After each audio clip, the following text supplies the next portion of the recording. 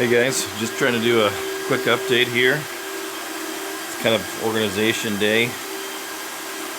We need to make room for some more miners coming, obviously, and so, just kind of a mess.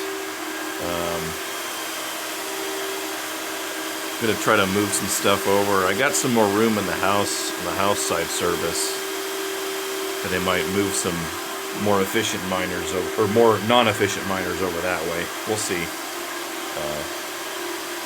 Won't hurt as bad when they're running. So, kind of think about maybe for the heck of it, making a couple GPU rigs. I don't know. We'll see. Tell me what you people think. Anyways, have a good one. Peace out.